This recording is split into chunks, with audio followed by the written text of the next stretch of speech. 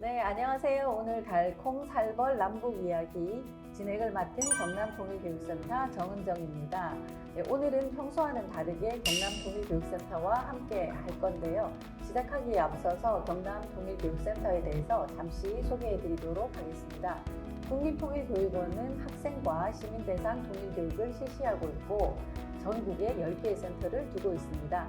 경남통일교육센터는 부산, 울산, 경남 지역을 관할하고 있습니다. 네, 평소에 우리가 함께 하셨던 패널분들을 모시고 통일에 대한 이야기를 함께 해보도록 하겠습니다. 네, 안녕하세요. 안녕하세요. 네, 우리 각자 다 알고 계시지만, 네, 각자 자기 소개를 한번 부탁드리겠습니다. 네, 탈북민 황성옥입니다. 네, 안녕하세요. 저는 2007년도에 대한민국에 온 탈북민 김태희입니다. 반갑습니다. 안녕하십니까. 저는 2003년도에 온 탈북민 오태겸입니다. 네, 반갑습니다. 그러면 오늘 이야기를 시작하기 전에 탈북에 대한 이야기를 좀 나눠보고자 하는데요. 탈북을 언제 하셨고 그리고 탈북을 하게 되신 동기에 대해서 조금 설명을 해주셨으면 좋겠습니다. 저는 1997년 7월에 탈북을 했어요. 그때는 뭐 전 세계가 아는 것처럼 북한이 너무 살기 힘들었고요. 또 특히 그 여성들 같은 경우 북한은 남자들은 직장을 무조건 나가야 되니까 여자들은 부양 가족으로서 직장을 안 나가도 되는 그런 약간 유리한 점들이 있습니다. 그러다 나니까 여자들이 먹을 것을 찾아서 장사도 다니고 하다 나니까 많이 나와 있고 남자들은 그냥 뭐 애들 좀 보고 집이나 지키는 뭐 북한 말로 뭐 멍멍이 네, 그런 식으로 그래서 저도 장사를 나와 좀 다니다가 어떻게 중국에 가면 돈을 좀 빨리 벌 수 있다는 그런 네, 유혹에 사실은 네, 자식을 눈앞에서 굶어 죽이는 거 볼 수 없어서 사실은 돈 벌러 국경을 넘었어요. 중국을 그 브로커가 이렇게 그 강을 함께 해가지고 그래 넘어와 가지고 그 어떤 집에 한 20일을 저는 그 집에서 뭐 남조선에도 시집을 가라. 거기서 남조선이 대한민국이라는 걸 알았어요.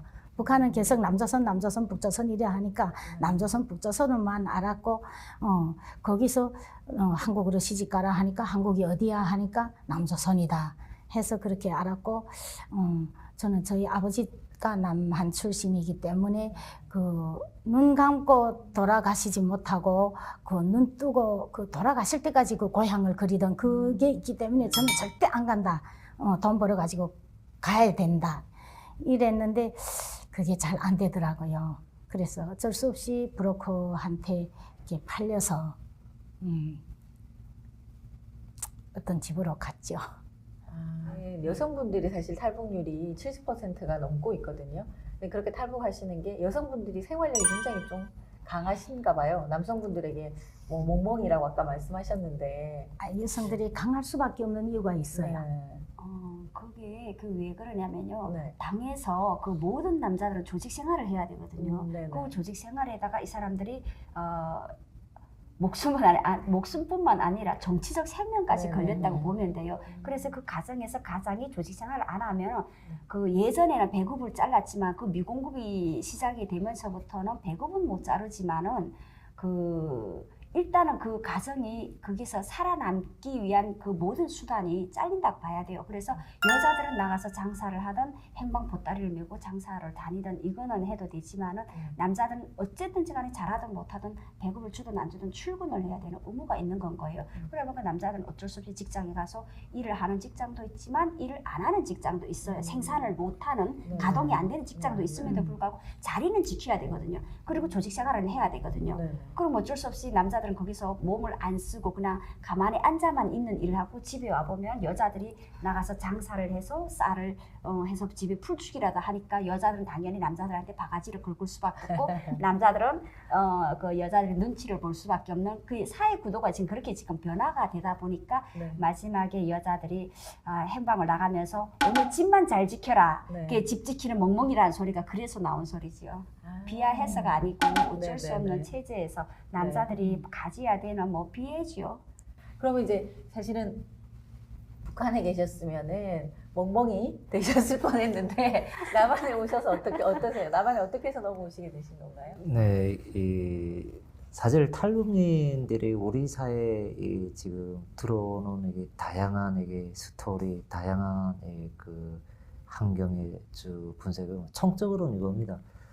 북한 사회가 잘 아시겠지만 사회 계급이고 출신 성분으로 유지해서 체제를 구성을 하다 보니까 1994년도에 김일성이가 사오된 이후에 북한에 갑자기 물론 그 전부터 약간 이렇게 경제적 내리막길이 들어섰지만 김일성 체제가 붕괴되면서 그때로부터 사회가 굉장히 혼란이 왔습니다. 그 혼란의 배경은 김일성이 사오된 후에 아들이 김정일이 정권을 잡으려고 하다 보니까 사회 구석구석을 전부 다 재편을 하기 시작했거든요.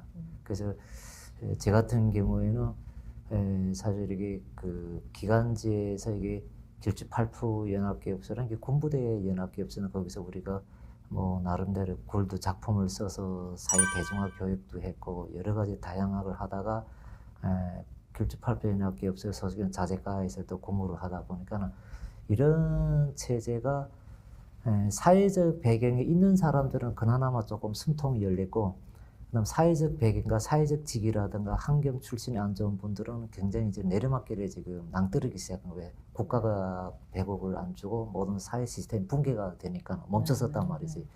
이러다 보니까 대량 이제는 북한 사람들이 뭐 원치도 않은 국가 또 자기가 원해서보다도 생존을 위해서 두만강, 압록강을 넘어가 그때로 탈북하기 시작하더라고요. 그때 당시 우리는 나름대로 사회적 지위에 있을 때 왜 저 사람들이 자기 조국을 배반하고 이 국가와 모든 이렇게 생존에서 주는 사회적 혜택을 주는데 왜 반역죄를 짓지? 이렇게 우리는 때로는 그 사람들이 그 좀 용서 못할 이런 미움을 우리가 가졌거든요. 근데 한 해 한 해 세상이 바뀌고 세월이 바뀌다 보니까 우리한테도 직접 타격이 오기 시작하니까 충분히 제가 그때부터 인식을 했습니다. 이게 내한테까지 이런 이게 가난과 굶주림이 오는구나. 결국은 국가가 우리한테까지 지불을 못 해준 정도면 이게 심각한 사태다. 그래서 제가 이게 저도 역시 이게 양강도 그리고 이게 그 자강도 이쪽으로 제가 이게 출장을 많이 다녔거든요. 그 대홍단에 가서 감사도 이게 인수해 와야 되고 뭐 자강도 가서 전천에 가서 그러다 보니까 중국 사회 또 중국 상인들이 우리나라에 북한에 와서 장사를 하는 거 많이 보다 보니까 중국 사회가 굉장히 우리보다 부유하구나. 우리가 잘못된 대국지 바람을 불어서 힘들게 사는 중국 사회가 아니구나. 이걸 제가 다 깨치했거든요. 그래서 제가 중국 사회를 건너가니까 현실이라 굉장히 부유하고 정말 이게 짐승도 현재 북한 사람들보다 더 이게 진짜 먹는 거는 더 굉장히 이게 잘 먹더라고. 그래서 이게 결국은 가난도 임금이 구제를 못하는 게 바로 현실이구나. 그래서 저 역시 이게 잠깐의 이게 해외 생활을 하면서 그래도 내가 탯줄을 끊고 나온 고국이기 때문에 사실 가려고 했는데 결국은 그게 내 생각대로 내 원안에 되는 대로 가지 못하다 보니까 결국 삼국을 돌아서 여기까지 왔습니다. 그러니까 북한 사회가 이게 참 이게 탈북을 하신 분들도 내가 어느 날 갑자기 탈북을 하겠다고 해서 자기들이 결심한 것도 아니고 세상과 뭐 사회가 그걸 하라고 해서 요구한 것도 아니고 생존이가 이렇게 절박하면 결국은 이 사람들도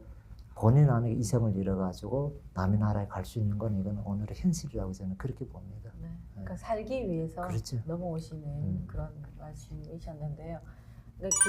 김일성 체제에서 김정일 체제로 바뀌고 또 김정일 체제에서 김정은 체제로 바뀌었는데 김일성 체제에서 김정일 체제로 바뀔 때 사회가 굉장히 많은 변화를 겪었다. 그 과정에서 굉장히 어려움을 겪었다라는 말씀하셨는데 그럼 지금 볼 때 김정일 체제에서 다시 김정은 체제로 이렇게 바뀌게 되잖아요. 바뀌었잖아요. 근데 이때도 또 많은 변화와 더 어려움이 또 있었는지.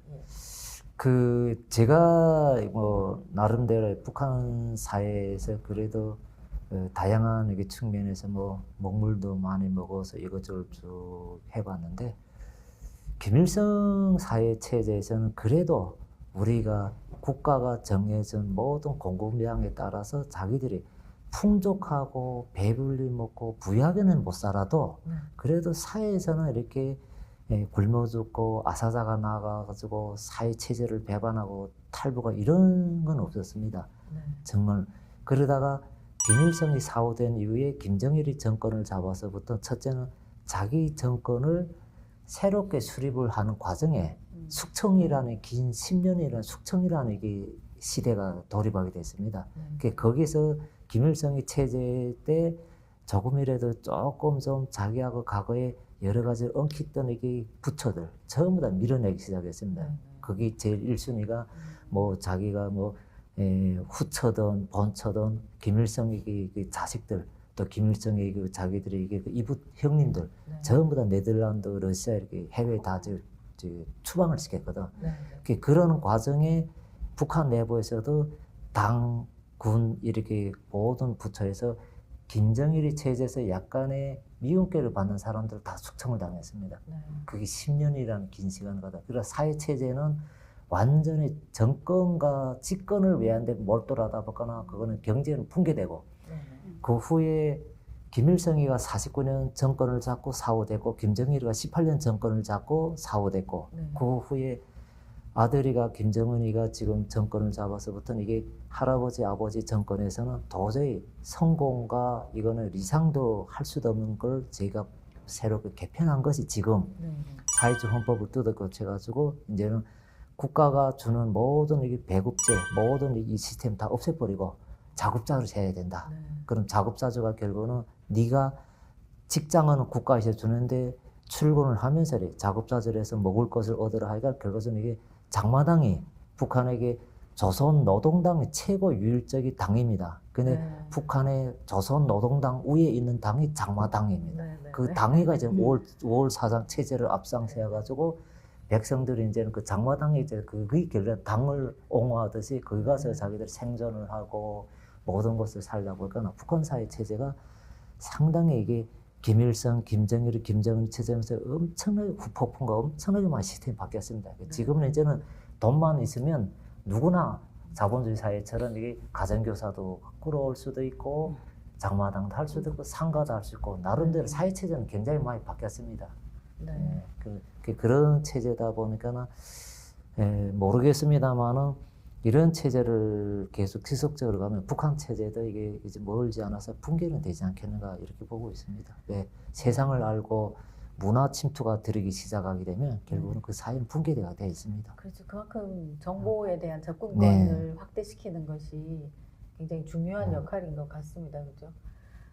그러면은 우리가 이제 뭐 저도 그런 얘기를 들었어요. MZ세대, 북한의 MZ세대들이 하는 말이 나를 키운 건 노동당이 아니라 장마당이다. 뭐 이런 이야기를 했다라고 하는데 과거에는 이제 뭐 어쨌든 당에서 배급해 주는 것을 받아서 먹고 살았는데 지금은 장마당에 가서 내가 직접 돈을 벌어서 살고 있는 그런 체제다 보니까 그런 이야기가 나온 것 같아요. 장마당에서의 여성의 역할 굉장할 거라고 생각을 합니다. 대다수가 지금 남성분들은 어쨌든 조직에 들어가 있어야 되고 여성분들이 뭐 처음에 시작은 뭐 감자 삶아서 나오고 떡을 만들어서 나오고 이게 장마당이 된 거잖아요. 여성분들의 역할이 굉장히 크고 그 장마당에서 아마 많은 정보를 또 얻으셨다라고 생각이 들어요. 네네. 그렇게 해서 이제 탈북을 하시게 됐는데 북한의 여성에 대한 이야기를 좀 나눠보고 싶습니다. 김태희 선생님께서는 탈북하시는 과정도 사실은 좀 남다르셨다고 제가 들었는데, 네, 탈북하는 과정 조금 이야기해 주시고요. 네. 저는 그 여성이라고까지 이렇게 광범위하게 이야기하기보다는 저는 소녀 가장이었어요. 네. 소녀 가장이었고, 제가 2008년도에 그 인터넷 그 온라인 그 커뮤니티 사이트에 순환에 찬 내 운명의 역사를 올립니다라는 수기를 기고를 했거든요. 거기서 밝히듯이 정말 미공급이 딱 시작되니까 모든 배급소들이 진짜 아비규환이었어요. 사람들이 그냥 진치고 가서 있는데도 우리는 그때 제가 그 첫 단어에 쓴 게 있어요. 그럼에도 불구하고 우리는 장군님 한 사람만 믿었어요. 언젠가는 이 미제국주의자들이 해놓은 경제 봉쇄가 열려가지고 우리는 장군님께서 우리가 다시 배급을 줄 줄 알았거든요. 네. 그랬음에도 불구하고 이 배급 시스템은 자꾸 무너지고 그리고 배급은 보름에 한 번씩 줘야 될 것이 한 달에 한 번, 두 달에 한 번, 심지어는 마지막에 반년씩 안 주고 네. 그리고 그다음 1년씩 막 몇 년씩 이 배급이 끊어지더라고요. 그럴 때 제일 먼저 타격을 받는 것이 저처럼 소녀 가장인 사람들이 사실 제일 힘들어요. 아버지는 대수술로 해서 장천공이 와서 대수술을 했고 네. 오빠는 정신분열 중이었고 그런 가정을 일으켜 세워야 되는 그 20살도 채 안 된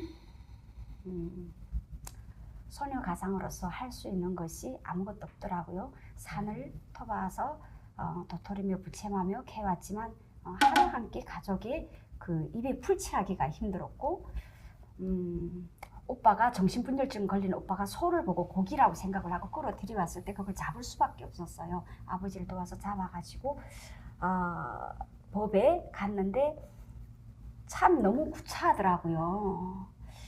이게 내가 어쩌다 이렇게까지 살아야 되냐, 내가 인간인가 싶은 생각을 하고, 그리고 그 해 오빠는 고기를 먹어보지도 못하고 오빠가 눈을 감았어요. 그런 오빠의 머리끝에서 칠성판에 올려놓은 오빠의 머리끝에서 올라오는 하얀 이들을 보면서 내가 무슨 생각을 했냐면요. 그 하얀 이가 아니고 만약에 쌀알이었다면은, 그게 쌀알이었으면은 우리 오빠가 굶어 죽었을까? 참 이곳은 사람 살 곳이 아니다라는 생각을 했어요. 그래서 남은 아버지 한 분이라도 살려야 되겠다는 생각으로 장마당을 갔거든요. 해령 장마당에서 사람을 만났어요. 거기서 사람을 만나가지고 중국에 가면 친척들이 있으니까 친척들 도움으로 아버지는 살리고 싶다.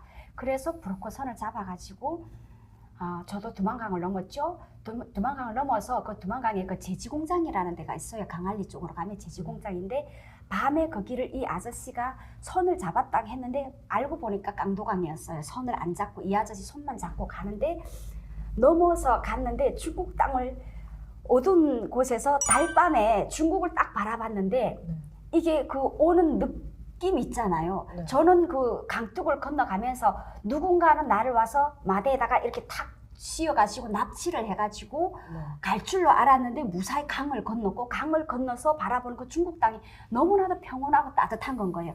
따뜻한 바람이 확 이렇게 불더라고요. 그랬는데 소가 먼저 보였어요.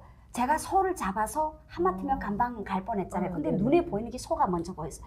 근데 그 소가 북한의 소처럼 이렇게 뺐다 가지 않고 엉덩이가 여에서 뺐다 가지 않고 엉덩이가 이렇게 퐁퐁한 소들이 누워서 옴매옴매하고 영각을 울리면서 풀을 뜨는. 근데 그걸 보면서 제가 풍요함을 느꼈어요. 그리고 그 인가가 있어서 삽장문 딱 열고 들어갔는데 그 집에서 누구요 하고 나오더라고요. 우리 북한에서 왔다고 이야기를 하니까 날려 들어오라는 건 거예요. 이렇게 들어가니까 어디 가서 바깥에 나갔다 오더니 하얀 잎밥을 한 그릇을 가지고 오고 거기다 까지 반찬하고 배추김치를 꺼내주는 건 거예요. 모르는 분이시잖아요. 모르는 사람이죠. 네. 그래서 갔는데 그렇게 밥을 꺼내주더라고요.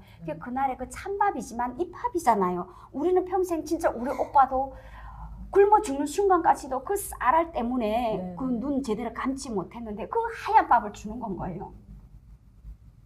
넘길 수가 없었어요. 사람 사는 게 참 힘듭니다. 북한의 생활을 이렇게 말씀을 들어보니까 살기가 너무 힘들어서 탈북을 하게 되고 탈북을 했다가 다시 또 북송이 되어서 거기서도 또 사는 게 너무 힘든 것 참 같아요. 잊고 싶은데 잊혀지지 않고 이게 트라우마처럼 남아서. 근데 이게 꿈에도 자주 오죠. 이게 네. 북한 체제가 이게理論상으로는 참 이게 잘 돼서 이게 체계가 잘 네. 만들어지는 거는 되는데 이게 북한 사회 구조가 태어날 때부터 어머니 뱃속에서 태어나는 그 순간부터 살아있는 모든 남자든 여자든 상관없이 다 조직이라는 걸 가지고 있습니다. 가난하게도 다. 네. 모든 여기에는 누구든지 법 밖에 이 체제 밖에서 나도는 사람 없다는 사회적 헌법 규제를 그렇게 만들었거든. 네. 그러면 가난하기부터 이렇게 나이 차이도 짜겠는데 문제는 북한에서 여성들에 대한 건 어떻게 지금 하고 있는가 하면 저도 뭐 참 부끄럽지만 이게 그 사회에서 글도 많이 써서 뭐 정말 얘기했는데 여성들은 혁명의 수레바퀴를 한쪽으로 돌려주는 하나의 일꾼이다. 우리가 이렇게 칭호를 해주거든요. 이게 아주理論상 네. 굉장히 사회적으로는 남성보다 여성에 대한 사회적 역할, 조국에 네. 헌신하는 네. 모든 경제적 역할은 여성이 한몫을 한다. 네. 아주 포상은 잘했지. 네. 그러다 이런 주체 사상의 원리적인 이런 걸 가지고 골수로 이어서 이 사람들한테 웅과 경례와 바람을 불이켜다 보니 이 사람들은 네. 완전히 정신 나가게 사회와 조국을 위해서 헌신하라는 거지. 네. 그러다가 1996년도에 완전히 쓰나미 사태가 굶주림 사태가 들어오다부터 이 사람들이 나가기 시작하니까 북쪽에서는 우리가 옛날에는 여성들을 혁명의 수레바퀴요, 조선의 여성이요, 조선의 어머니라고 그렇게 호칭을 했는데 왜 이 사람들이 조국을 배반하고 나가지? 이러다 보니까 저도 참 이게 상상도 못하는 여성들에 대한 인권을 짓밟고 사람이 보다 짐승보다 더한 이게 완전한 이렇게 진짜 로마 시대보다도 더 잔인한 이런 걸 행포를 하더라고. 그래서 이 사회가 결국은 이게 완전히 폭군들이 사회를 지배를 하는 이 사회구나. 왜 저 사람들한테 그 사람들이 정말로 간절히 원하는 거는 나한테 단 배불리 먹을 수 있는 옥수수라도 달라는 게 요건데 네. 왜 저 사람들 저렇게 잔인하게 하지? 그래서 저도 이 사회는理論상은 아주 잘 만들었고 과거의 소비에트 연방 사회주의가 붕괴되기 전에 레닌, 막스 리론을 가지고 이 사람들을 누문 정치, 누문 교육을 했구나. 이게 오늘날 북한입니다. 그래서 지금의 이 사실 북한의 남성들보다 북한 여성들이 처하고 있는 상황, 또 북한 여성들의 생활에는 정말 지구상에 가장 정말 비참하고 가장 정말로 불쌍한 이런 대접을 받는 게 오늘 북한의 여성들의 인권입니다. 네, 그러면 한국에서는 굉장히 교육열이 뛰어나잖아요. 한국 어머니들은 자녀 교육에 가장 중점을 두고 계시거든요. 그럼 북한에서 이제 어머니로서 생활하실 때 아까 당에 지령받아서 자녀들에게 전달하고 이것이 굉장히 중요한 것 같아요. 북한에서 생활하실 때 어머니의 모습이라든지 어머니의 역할이라든지 뭐 이런 것들을 좀 소개해 주십시오. 북한에서 어머니 역할은 역시 말씀드린 것처럼 다 조직에 매여 있다니까 여자는 여성동맹, 우리 엄마도 여성동맹 매여서 그냥 저희들이 잘 자라도록 어디가 멀리 연필공다리라도 훔쳐오지 못하고 공부를 열심히 하도록 숙제검열하고 이렇게 그냥 어느 어머니보다도 다 더 훌륭한 내 엄마지만도 그냥 일반적으로 볼 때는 그냥 평범한 저희 엄마였어요. 지금 네. 한국에 와 계셔요, 저희 엄마는. 한국에 와 계십니까? 네. 저 역시 저 자식이 네. 다른 사람들한테 못 살아도 없인 여기지 역시 여김 당하지 않아야 된다 교육을 했고 공부 열심히 해야 좋은 일을 맡아 할 수 있다 이런 교육을 하다가 네. 그냥 탈북을 했어요. 함께 있어서 좋습니다. 네. 네. 네. 좋네요. 저는 언니를 보면 항상 부러운 게 그건 걸까요? 언니 오늘 뭐 해? 하면 네. 엄마한테 간다 이야기를 하면 어떨 때는 괜히 따라갈 때가 있어요.